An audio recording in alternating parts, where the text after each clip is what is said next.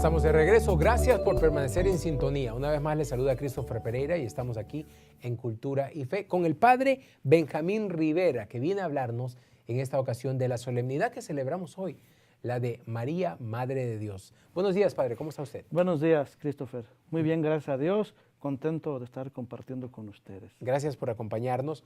Yo quisiera que entremos de lleno en el tema de hoy, y que nos hable un poquito de esto, de en qué consiste el dogma de la maternidad de María, Madre de Dios.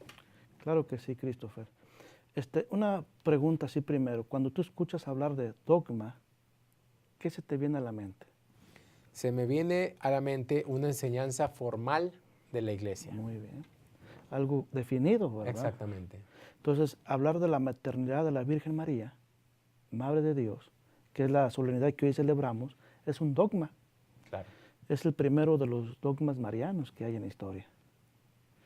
Entonces, en la historia, al inicio de la iglesia, hubo como malas interpretaciones sobre la maternidad de la Virgen María.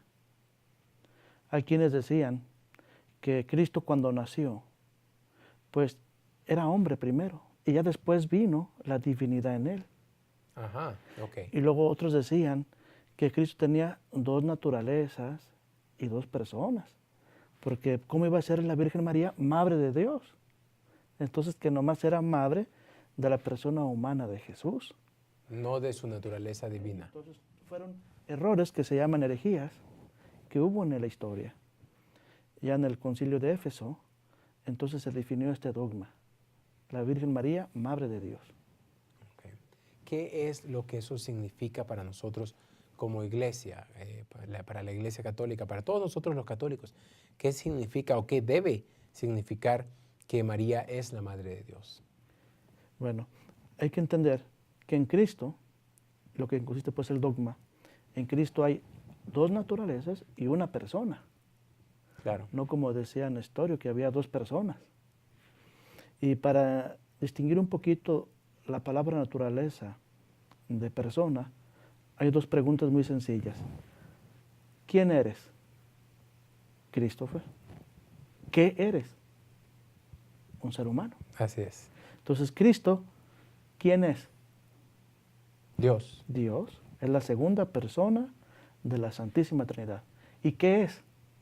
Es Dios y es hombre. Y es hombre, así es. Sus dos naturalezas, una sola persona. Entonces, cuando la Virgen María engendra a Cristo, está engendrándolo, ¿verdad?, plenamente.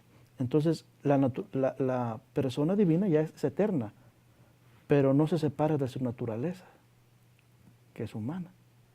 Humana y divina, tienen las dos naturalezas. Entonces, la Virgen María es Madre de Dios.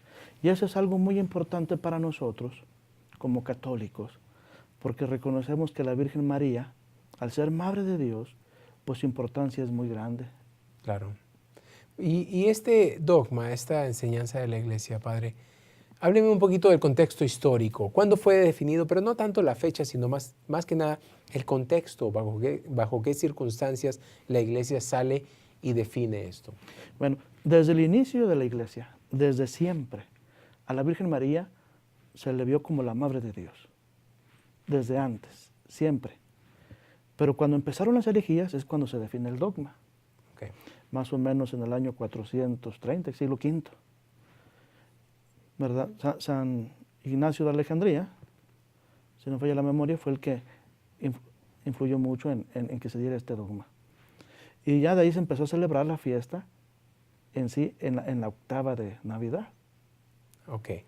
Y ya más adelante, cuando se celebraron los 15 siglos del Concilio de Éfeso, se cambió un poquito esta fecha.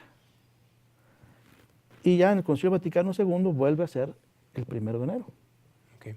Pero tengo entendido que antes se celebraba, antes de que se declarara una fiesta de la Iglesia, se celebraba algo distinto en esa fecha. ¿Usted sabe qué era lo que se celebraba antes? Dentro de la octava de Navidad se celebraba la circuncisión de Jesús. Ok. Y dentro de esas festividades se celebra, lógicamente, la Virgen María como Madre de Dios. Ok, así es.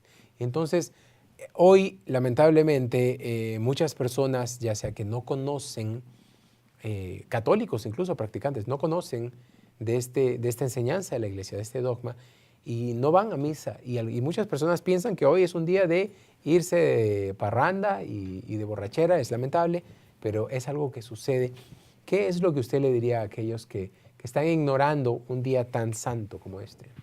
Bueno, como es el día 1 de enero, muchas personas piensan que es primero el festejo, que es primero la convivencia, el descanso, pero el 1 de enero, además de ser el inicio del año civil, nos encomendamos a la Virgen María y es un día de precepto, donde es necesario ir a misa, de santificar el día.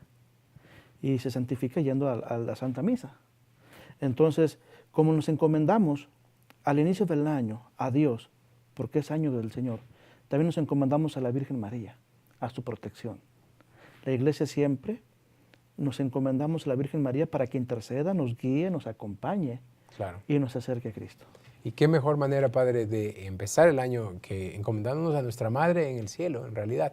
No puedo pensar yo en una mejor manera. Hay tantas supersticiones relacionadas con el Año Nuevo y la gente hace tantas cosas, se come las 12 uvas y tantas cosas que en realidad no son otra cosa más que supersticiones, cuando podríamos hacer algo muy concreto por procurar lo mejor para nuestra familia en este principio de año, que es encomendarnos a la Madre de Dios.